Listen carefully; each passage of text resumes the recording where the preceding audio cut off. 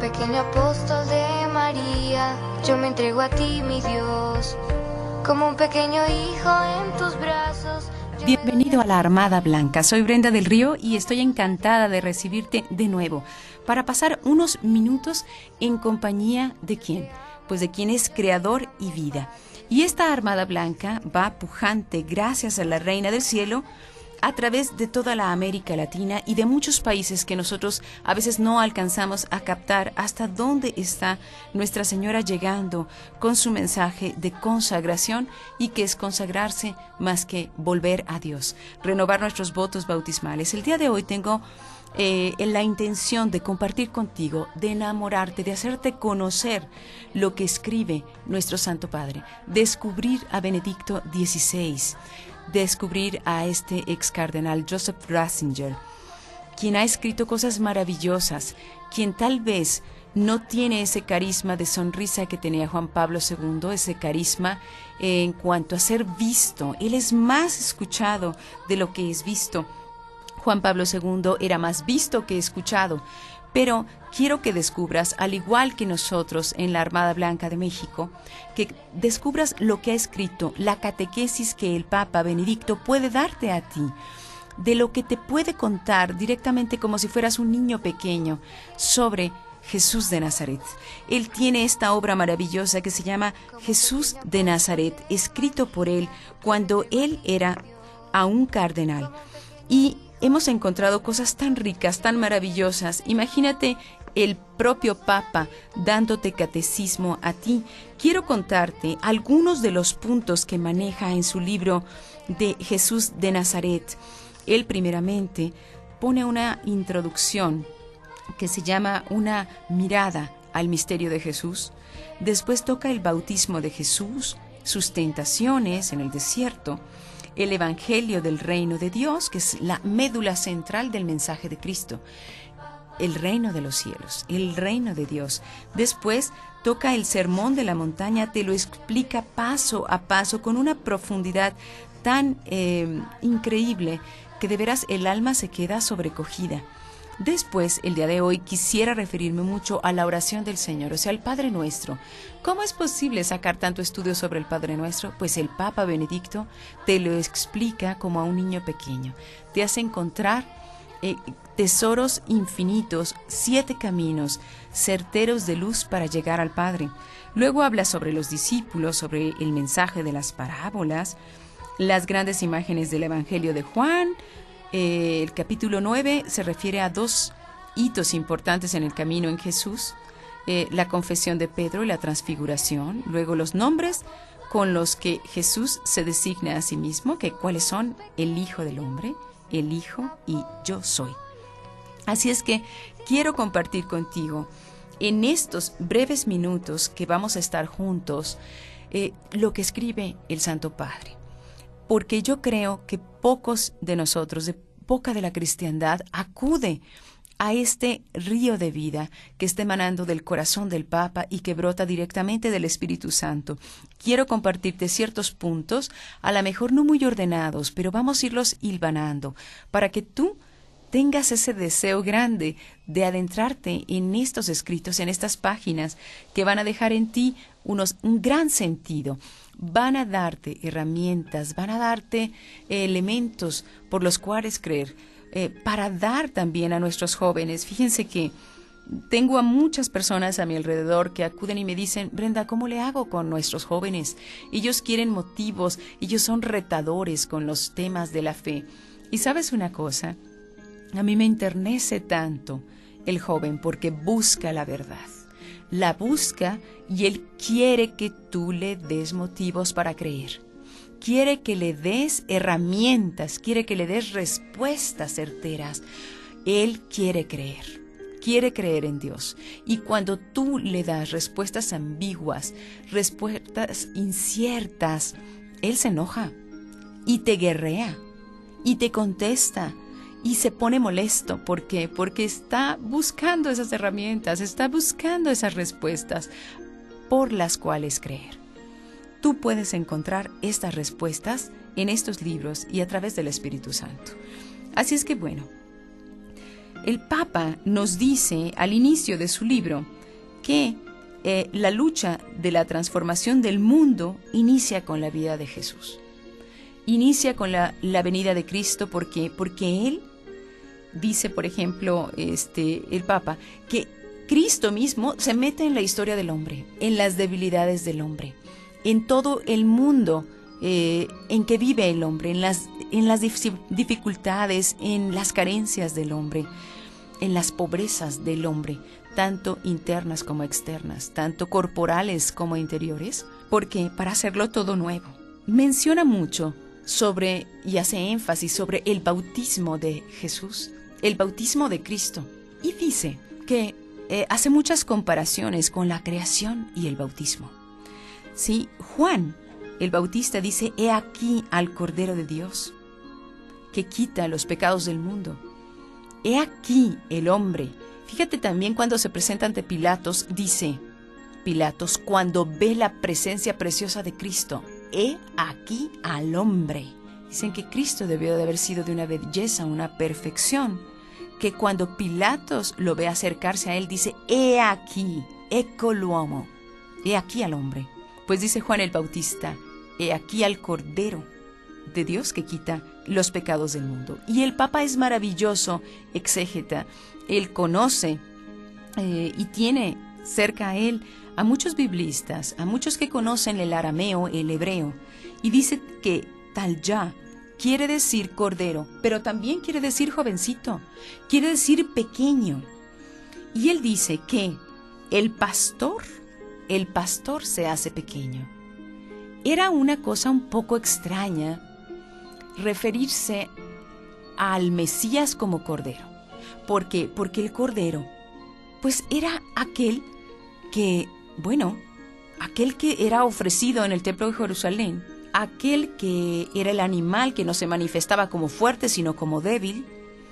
Y aparte, acuérdense que el león de la tribu de Judá, sí, el león de la tribu de Judá, tenía mucho que ver con este Mesías que estaban esperando, que era un Mesías que iba seguramente, según la mentalidad de aquel tiempo, pues a sacar a aquellos romanos, aquel pueblo que dominaba al pueblo de Israel. O sea, estaba una colonia de romanos allá dentro del pueblo elegido y los estaba haciendo sufrir. Entonces, ¿qué esperaban? Sino que este Mesías viniera a liberarlos, libertador, fuerte, poderoso, potente, guerrero. ¿Cómo es posible que dijeran: es ese el Cordero de Dios? Y este pastor que se vuelve cordero rompe con todos los esquemas de lo que esperaban que fuera un Mesías. También se refiere el Papa en esto del bautismo a la paloma que ve Juan el Bautista, que se posa sobre la cabeza de Cristo. Y entonces se recuerda el Papa y nos recuerda a nosotros que a la creación, al momento de la creación en que parece que una paloma vuela sobre las aguas antes de que todo sea creado. Fíjate cómo desde que viene Jesús, inicia su ministerio, está todo por ser creado nuevamente en el mundo, porque Jesús rehace todo, lo hace todo nuevo. Así es que los cielos se abren en el momento del bautismo de Cristo y se oye la voz del Padre: «He aquí a mi Hijo amadísimo, en el cual yo me alegro, yo me complazco, estoy feliz». Sí, entonces, ¿cómo los cielos que se abren en el bautismo parece también abrirse en el momento de la transfiguración? La transfiguración de Cristo también en un lugar elevado. Pedro, Santiago y Juan presencian todo esto y quieren quedarse en ese cielo que están viviendo cerca de Jesús, ¿no? Luego, más adelante, el Papa Benedicto habla sobre qué quiere decir voluntad de Dios. Se está refiriendo en todo el libro de Jesús de Nazaret a qué se refiere la voluntad de Dios. Y dice: su comunión con el Padre es la verdadera justicia. Habla con que querer lo que Dios quiere. Esa es la voluntad de Dios. Querer lo que Dios quiere es verdaderamente justicia. Es verdaderamente ser justo. Ajustar tu voluntad a la voluntad de Dios. O ver aniquilada tal vez tu voluntad delante de la voluntad de Dios. Bueno, Habla también el Papa, sigue por esas páginas maravillosas que explican la fe a la humanidad actual. Habla sobre el recogimiento interior que precede a la acción, porque está por explicarte más adelante en esas páginas sobre los 40 días que pasa Jesús en el desierto. Y dice él que antes de la acción, antes de la pasión, Jesús tuvo un recogimiento interior. Se aleja, se va al desierto. ¿Qué quiere decir desierto? Lo contrario de un jardín. Es aquel tiempo difícil en que las cosas más importantes quedan claras. Tú y yo hemos pasado momentos de dificultad.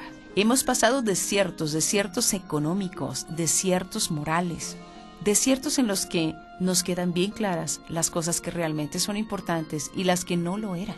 Hay millonarios estando tristísimos, hay millonarios quitándose la vida, hay millonarios perdiendo todo sentido, que no la encuentran. Entonces, dice el Papa, el recogimiento interior precede a la acción. Y la verdad es que Jesús va al desierto a librar esta lucha interior. Jesús sabe lo que se le está por presentar. Y fíjate que tiene tentaciones. Tentaciones Cristo, ¿quién se las presenta? Bueno, pues el enemigo de Dios, el especialista en sacar los planes de Dios del corazón del hombre. Entonces, esta lucha interior la vivimos todos. Esta lucha interior en que todo se nos presenta fácil, todo se nos presenta de lo más lógico, pero que va en contra de la voluntad de Dios. Cualquiera tiene este tipo de tentaciones y no parecen ridículas ni parecen adversas, parecen la solución perfecta a los problemas de la humanidad. Estás aquí en Armada Blanca.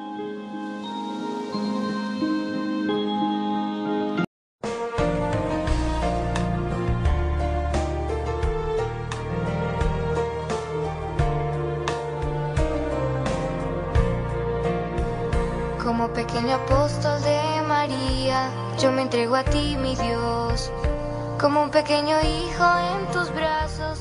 Estamos hablando sobre el Papa Benedicto XVI. Un papa, creo, hasta estos años desconocido por muchos de nosotros. Podemos, a lo mejor, conocer, no sé, sus fotografías, sus videos, en general, los países donde él tiene, no sé, planeada una visita, tantas cosas superficiales y lejanas de su corazón de padre, de pastor. El Papa, en realidad, es un hombre de lo más brillante, es un humanista de lo más brillante, es un teólogo maravilloso, es un biblista increíble, es un hombre brillantísimo. Entonces, él ha ido analizando las obras de todos los pensadores, imagínate, de los grandes ateos. Ya ha estado dando respuestas a la humanidad, a la catolicidad. Nos ha dado elementos para creer, elementos para rebatir esas ideas que no vienen natural al corazón del hombre, sino que le vienen enseñadas. Porque, amigos, hermanos, el ateísmo no le es natural al hombre.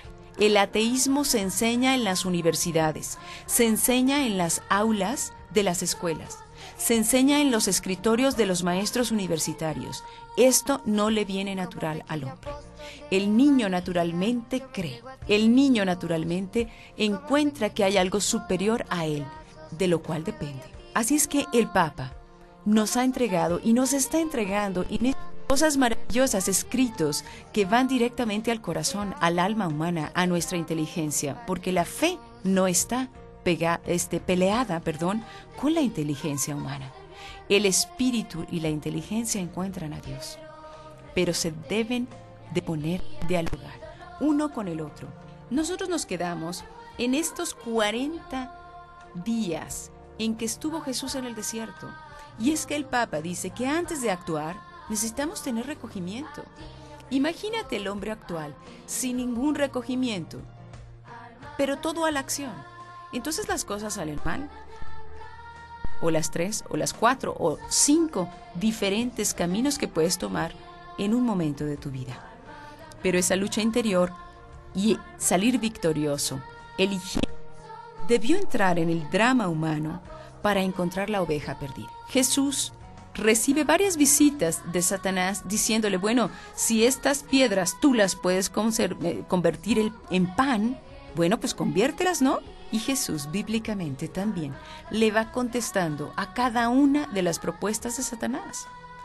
¿Con qué elementos va a contestar el hombre actual a todas las tentaciones que parece ponernos el mundo? Pues como la cosa más realista, más humanista, más fácil, porque dice el Papa que no va a venir la tentación a ser una ruda contigo, porque si no, tú no te vas tras ella. Bueno, Jesús debió entrar en este drama humano. ¿Por qué? Para recuperar la oveja perdida, que eres tú y que soy yo. Toma toda la historia de la humanidad, desde Adán hasta el último hombre, para transformarla. Dice, también reza el credo católico, Jesús desciende a los infiernos. Bueno, desciende también a esa naturaleza humana que estaba perdida. Y no nada más a la naturaleza de Adán, sino hasta el último hombre. Y continúa estando en esa realidad caída del hombre. ¿Por qué? Para transformarla. La sufre toda para transformarla, esa realidad. Así que ese desierto en el que entra Cristo se vuelve el lugar de reconciliación y de salvación. Acuérdense que hay una historia de una pareja maravillosa en el Antiguo Testamento, el profeta Oseas, que toma como esposa a una prostituta. Oigan, ¿cómo era posible que alguien tomara a una prostituta como esposa, le diera un nombre, le diera una casa? Y dice Oseas, yo me comportaré como el corazón de Dios se ha comportado con el pueblo de Israel después de todas sus infidelidades. Así es que acuérdense que Oseas lleva a su esposa al desierto. Le dice, te llevaré al desierto. Aquí me estoy acordando, bueno, pues que el Papa hace esta reflexión. El desierto es un lugar de reconciliación y de salvación. ¿Cuántas veces atravesamos desiertos? Y yo creo que verdaderamente esta falta de fe que estamos observando, esta perversión en tantas cosas, puede llegar a ser un desierto que nos haga reconciliarnos con Dios y salvarnos, encontrar lo más maravilloso, las flores en este pantano. Porque, fíjense, la médula de cada tentación es remover a Dios del corazón del hombre. Parece indicarnos siempre la tentación lo mejor, las cosas más originales, más sencillas para la humanidad, más dichosas para todos, pero eso no lo es. El Papa dice que, por ejemplo, las organizaciones internacionales tratan simplemente de darle pan a los países que están en pobreza, pero no nada más darle pan, si viene la desolación.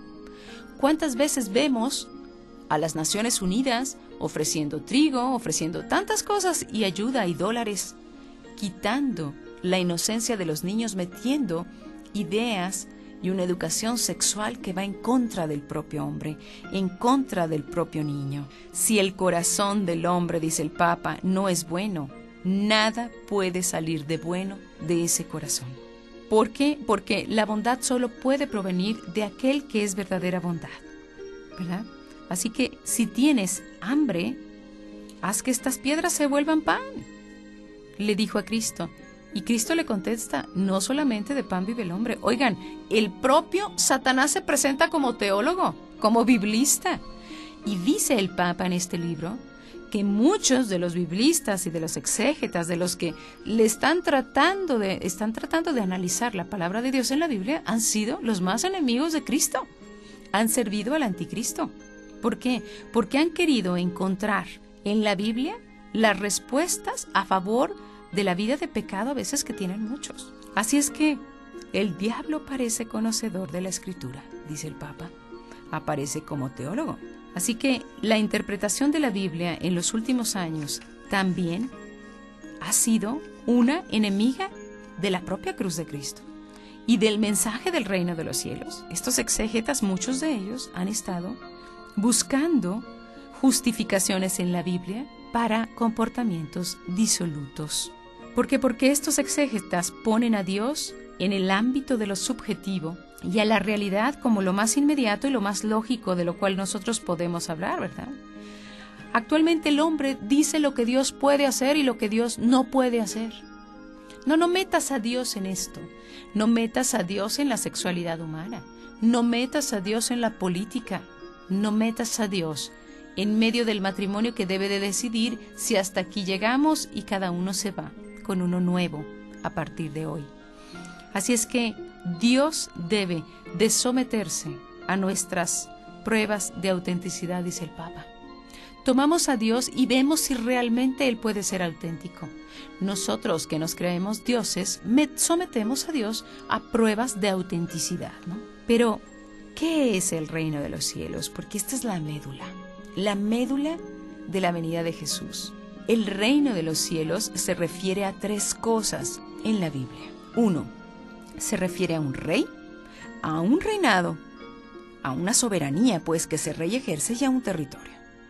Entonces, el reino de Dios, dice el Papa, incluye violencia. Y solo los que se hacen violencia pueden apoderarse de él. ¿A qué violencia se está refiriendo el Papa? Nos explica que es la violencia de aquel que violenta su propia voluntad y acepta lo que es verdad, acepta lo que es verdadero, lo que es amor, lo que es la verdad, y no lo que ahora se nos vende como verdad, acomodaticia a nuestras debilidades humanas. Así es que fíjate, solamente los dóciles de corazón aceptan esa verdad. El día de hoy hay una lectura en la misa del día que se refiere a al rey David. Daniel también fue un hombre bellísimo, por eso me he equivocado. Daniel fue un joven de la corte de Israel, hermosísimo joven, de muy bella presencia, de gran cultura.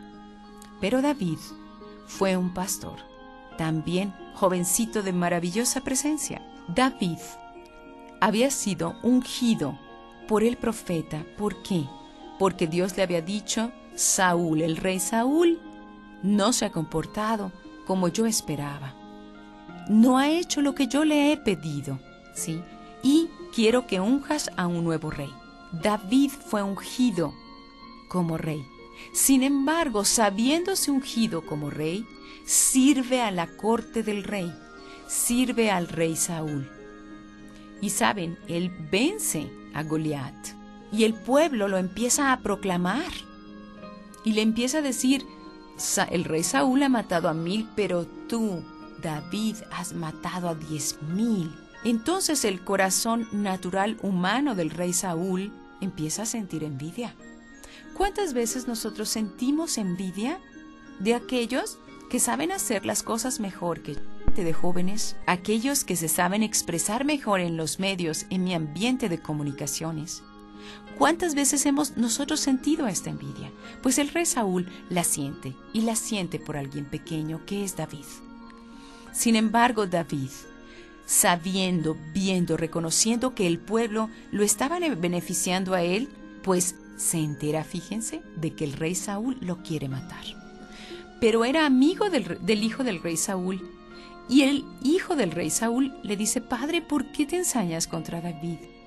Si él siempre te ha servido, ha dado la victoria a tu nombre, ¿no? Entonces lo libra, pero fíjense, escapa David sabiendo que Saúl lo quiere matar. Y Saúl, el rey Saúl, va tras de él con un montón de hombres. Iban en búsqueda de David cuando se tiene que bajar Saúl. Y se mete en una montaña, dice ahí, muy curiosamente en la Biblia, a hacer sus necesidades. Pero ¿qué creen? En esa cueva estaba David y sus hombres, los hombres que lo acompañaban. Él pudo haber matado, asesinado ahí al rey Saúl y él hubiera sido el nuevo rey que el pueblo pues tenía en gran afecto. Y que además, oigan, estaba ungido por Dios. Sin embargo, David no le hace daño. David le corta un pedazo de su manto y cuando sale de esta cueva, el rey Saúl se presenta a David y dice: tú vienes tratando de matarme, yo pude haberte matado ahorita, pero mira, te corté el manto, así de cerca estuviste de mí, y no lo hice. No lo hice porque dije: no alzaré mi mano contra el rey, porque es el ungido de Dios. Fíjense, un jovencito humilde, sencillo, no quiso atentar contra el rey. Así es que los pequeños, los de corazón dócil y humilde, son los que toma Dios para instaurar su reino. Y eso es lo que nos explica el Papa Benedicto XVI, nuestro gran Papa, del cual estamos hablando aquí en Armada Blanca.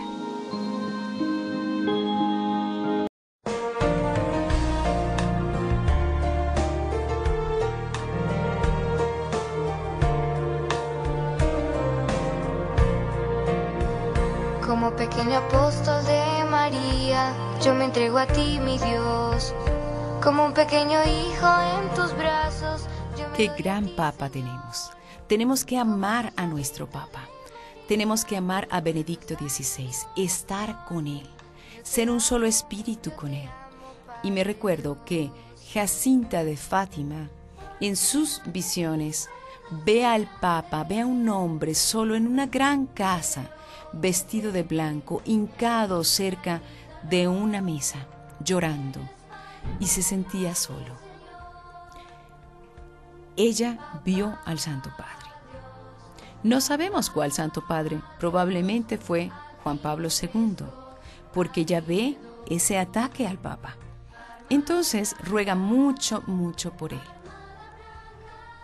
¿Sabes tú que, bueno, el enemigo de Dios va a guerrear sobre todo contra aquel que vigila sobre la iglesia, sobre las ovejas?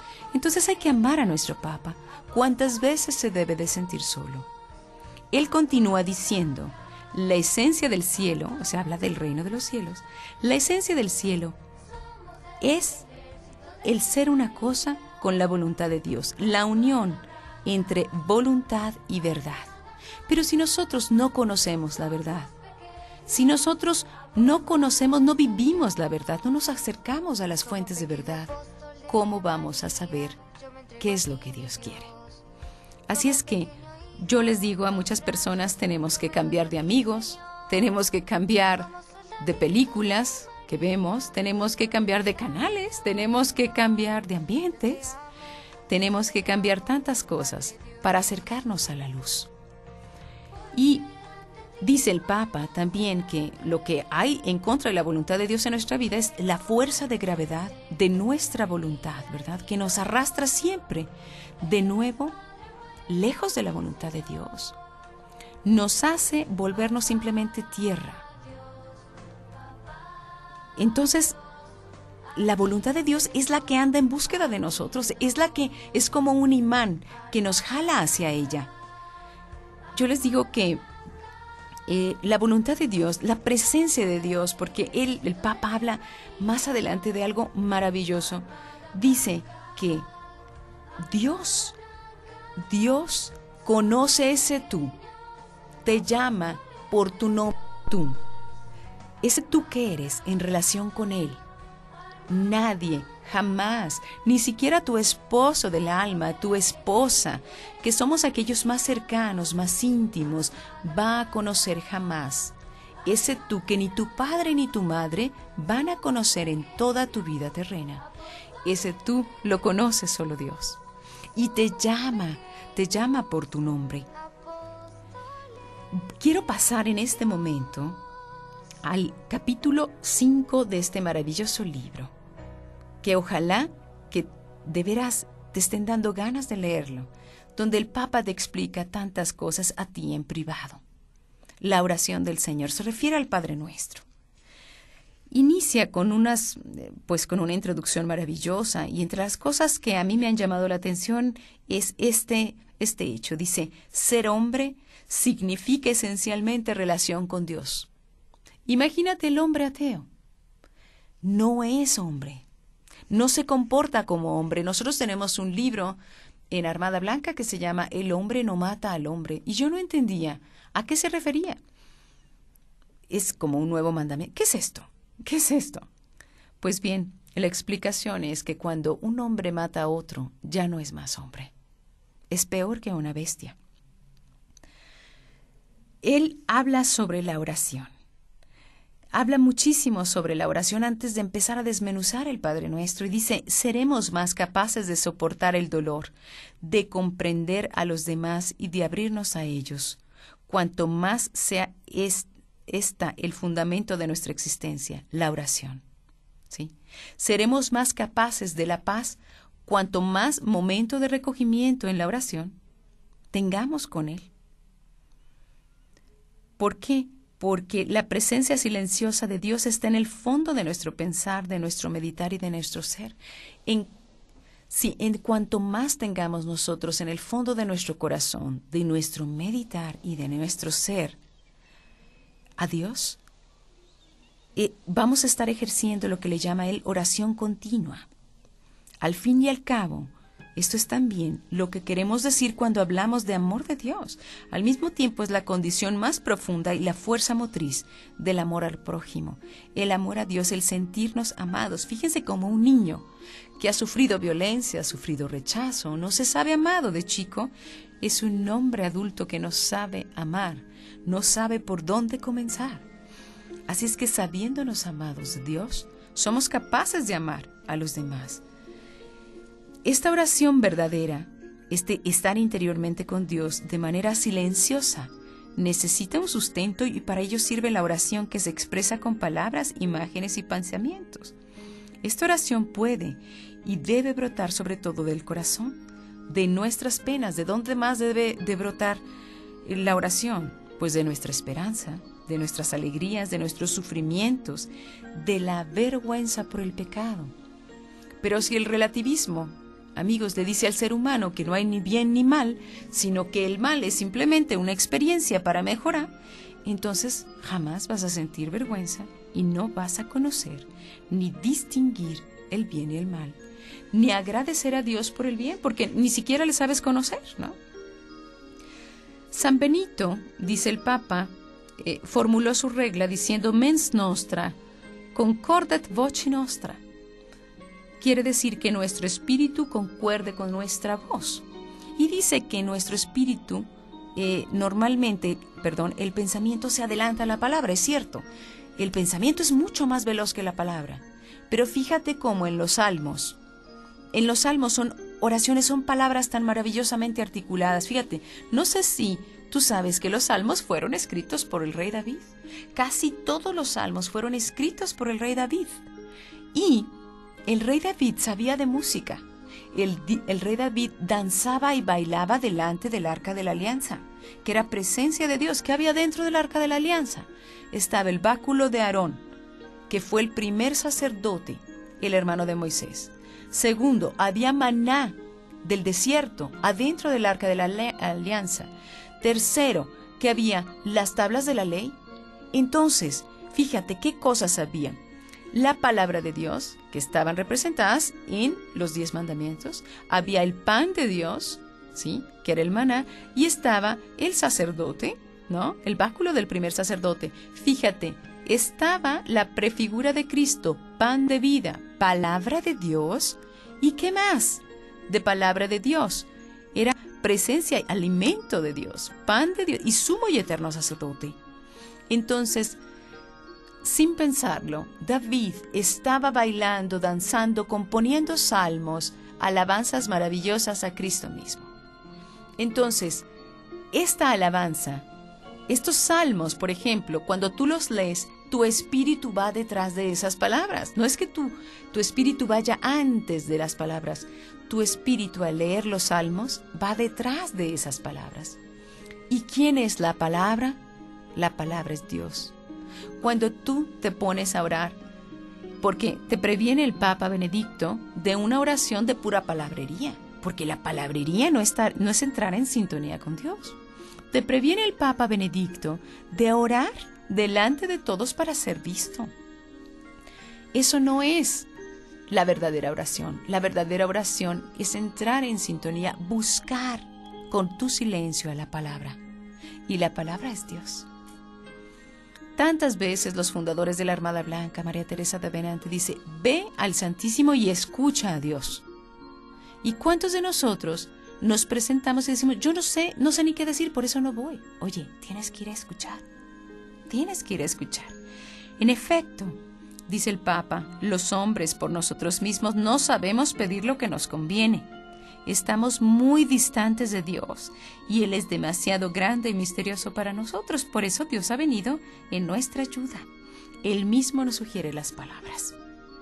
Pues bien, dice, fíjense, habla sobre la oración de Jesús y sobre la oración del Padre Nuestro, y nos dice que Mateo nos explica muchísimo sobre el Padre Nuestro, nos da mucho contexto, Lucas menos. Pero dice aquí, en Lucas lo encontramos en otro contexto, en el camino de Jesús hacia Jerusalén. Lucas presenta la oración del Señor con la siguiente observación. Un día estaba Jesús orando en cierto lugar.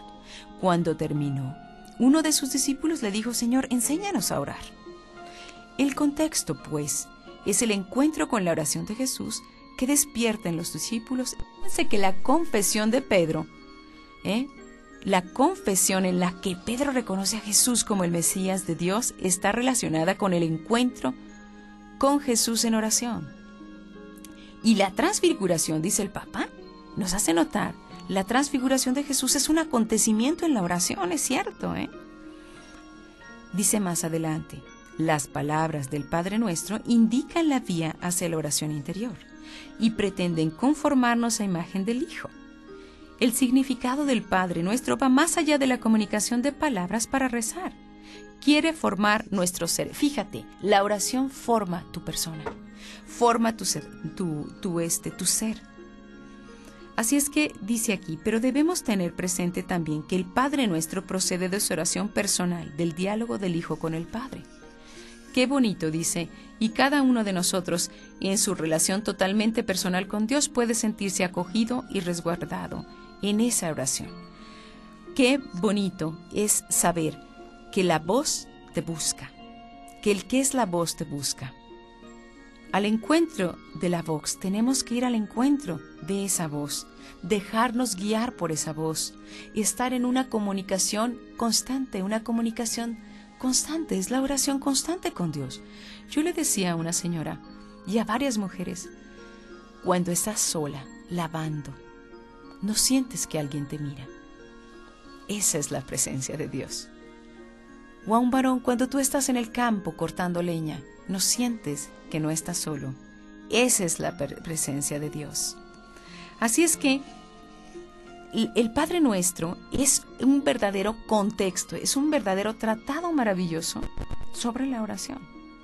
Sobre esta oración que el Papa te indica y sobre todo, fíjate, comportarte como hijo.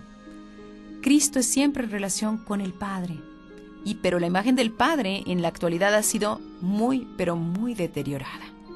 La imagen del Padre es aquella que no sabemos comprender porque los padres están ausentes o tienen una figura muy negativa, muy lacerante, muy dolorosa dentro de la familia. No todos, gracias a Dios, no todos. Pero este Padre es un Padre perfecto. Es un Padre que es fuente de todo bien para Cristo. Y así lo presenta siempre el Padre, fuente de todo bien.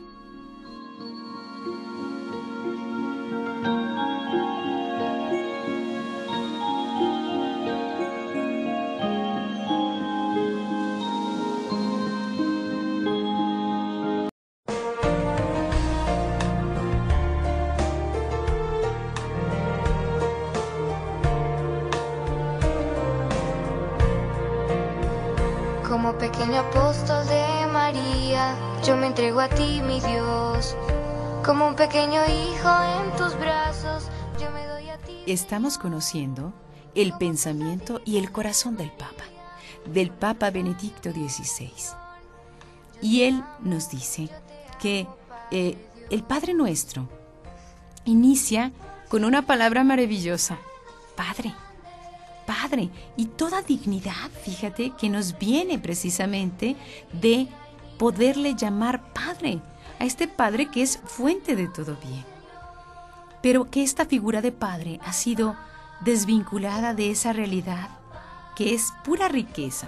Antes de seguir hablando sobre estas reflexiones del Papa, me gustaría recordarte que psicológicamente nosotros, atrás, al lado de tu hombro izquierdo, tienes a tu mamá y del hombro derecho tienes a tu papá.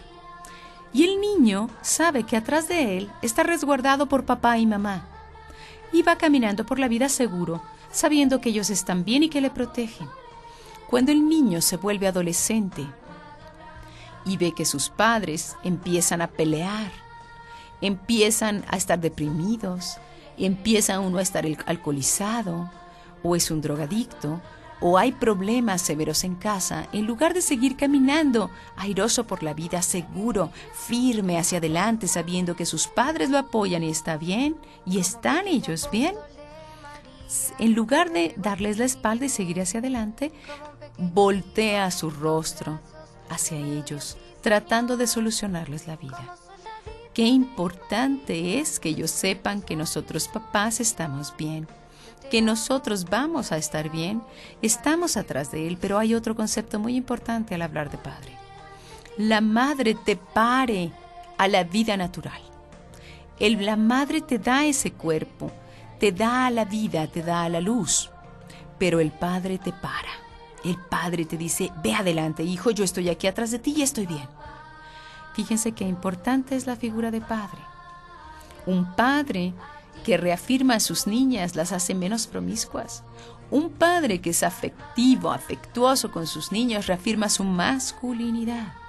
Qué importante es la figura de padre y cuánto nos hace falta. Muchos de los problemas del mundo es por la falta de padre, de la presencia amorosa de nuestro padre, ¿verdad? Dice el Papa, pero el hombre de hoy no percibe inmediatamente el gran consuelo de la palabra padre, pues muchas veces la experiencia del padre o no se tiene o se ve oscurecida por las deficiencias de los padres.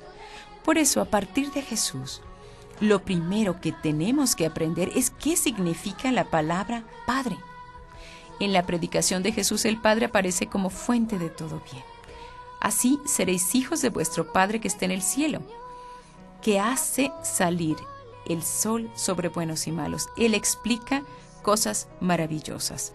El Papa explica cosas maravillosas y explica sobre todo, fíjate, antes de que pasemos a esto, del cómo ser hijo, es este concepto. Para que el hombre pueda presentar sus peticiones adecuadamente, tiene que estar en la verdad.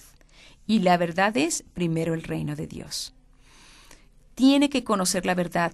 Fíjate que el hombre, dice él, purifica sus intenciones en la oración, sus deseos. ¿Por qué?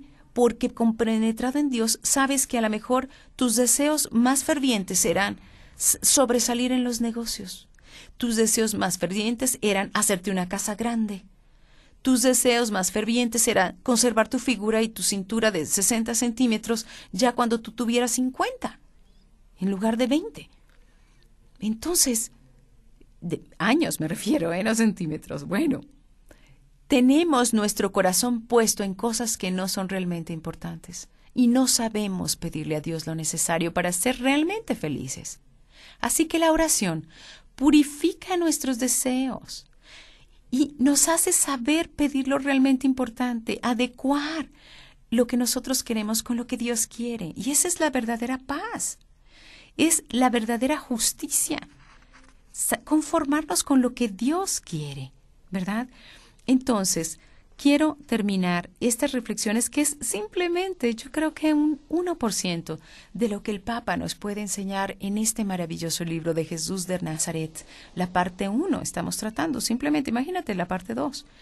Así que, dice aquí, hay que comportarnos como hijos. El Padre lo perdona todo. Dice aquí, yo os digo, amad a vuestros enemigos, haced el bien a los que los aborrecen. Oye, no me está diciendo simplemente ignóralos, ¿sí?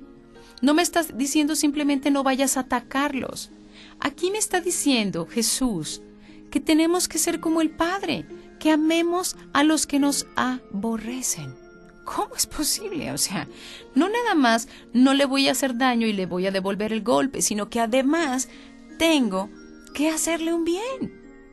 Tengo no más que hacerle un bien, que amarlo.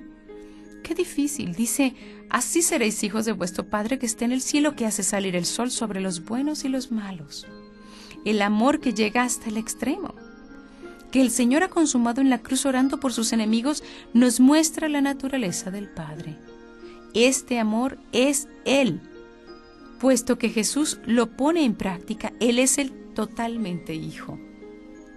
Si nosotros queremos realmente decirnos hijos de Dios, vivir de acuerdo a esa realeza, tenemos que comportarnos según el corazón del Padre.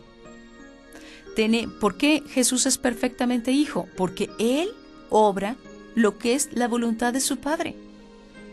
¿Cómo podemos vivir como hijos de Dios si no amamos a quienes nos aborrecen? Si no devolvemos el bien por el mal, como lo hizo el rey David. Por eso se mereció ser un rey magnífico, el rey David, que agradó tanto a Dios. Sin embargo, ¿qué hizo el rey David? Bueno, de chiquillo, sabiéndose que ya estaba ungido por Dios como rey, respetó al rey Saúl y no lo hirió y lo mató, a pesar de que sabía que él venía a matarlo. Díganme si no obró como hijo de Dios. Obró según la naturaleza de Dios Padre. Ahora, el ateísmo nos está diciendo que nosotros no somos hijos de Dios. Es más, que Dios no existe, fíjate. Y que tú no tienes, el hombre, ninguna naturaleza. Que tú eres fruto de la evolución del carbón y eres una especie entre tantísimas especies que están sobre la tierra. Que tú te puedes autocrear. Que tú puedes decir si eres hombre o mujer. O si emigras de una cosa a otra porque no tienes naturaleza. Pues Dios te dice, tú eres mi hijo. Yo te he engendrado hoy. Tú eres mi hijo y yo soy amor, soy el amor. Tú y yo nos comportamos realmente como hijos, de acuerdo a la naturaleza del Padre. Recuérdate de la parábola del hijo pródigo. No debería de llamarse parábola del hijo pródigo, debería de llamarse parábola del Padre misericordioso y bueno, maravilloso, del Padre encantador. ¿Qué hace el Padre? A este niño que había desperdiciado todo y a lo mejor que había también desprestigiado su nombre y su apellido. Él le da su anillo, le da todo lo que tiene. ¿Qué hace el rey David? El rey David respeta, es pequeño y dócil de corazón y Dios lo constituye rey de Israel, de su pueblo.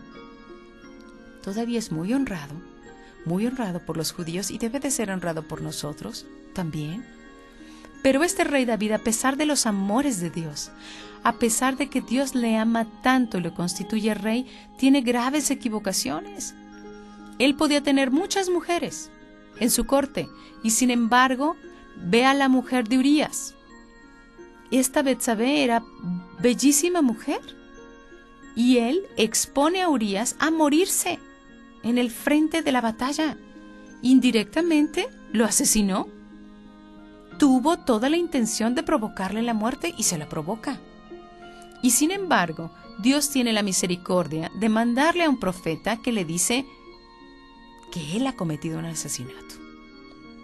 Y sabes, el corazón dócil del rey David, a pesar de estar en el poder y a pesar de ser reconocido y amado, porque nadie sabía lo que había tramado más que Dios y el profeta, reconoce delante de todo su pueblo que se ha equivocado. Le pide perdón a Dios y se viste de sayal y le pide públicamente perdón a Dios por el pecado tan grave que acaba de cometer. Y ¿sabes una cosa? Dios le vuelve así. Le abre los brazos porque David conocía el corazón de Dios. Así es que tú conoces el corazón de Dios. Tienes trato con el amor, porque solamente así vas a poder devolver bien por mal. Y vas a poder devolver un bien a quien te aborrece, a quien te ha desprestigiado delante de toda la empresa. Aquel que se ha quedado con tus comisiones. Aquella que ha coqueteado con tu marido. Fíjate qué cosa tan grave. Aquel que ha matado a un familiar tuyo. ¿Puedes comportarte tú como hijo de Dios? ¿Realmente te fijas por qué debemos de ser imitadores de Cristo? ¿Realmente tienes el corazón de Dios? Entonces, en esto constituye, ¿sí? Esto quiere decir ser hijo de Dios. Actuar según el corazón maravilloso de Dios Padre. Estas y 1000 otras reflexiones, porque nosotros hemos explorado alrededor de unas 7 páginas de lo que el Papa, regalo de Dios, para estos tiempos, para este tercer milenio que inicia, nos ha dado Dios. Así es que yo te invito a comprarte el libro de Jesús de Nazaret, en cualquiera de sus versiones. Sí, porque hay versiones más elegantes, menos elegantes, pero en la sencillez está Dios. Y este libro ha sido escrito para ti. El Papa quiere hablar a tu razón y a tu corazón. Y quiere mostrarte quién es el Padre y quién es Jesús y cómo podemos entrar en una verdadera comunicación, unión con Él. Esto fue Armada Blanca.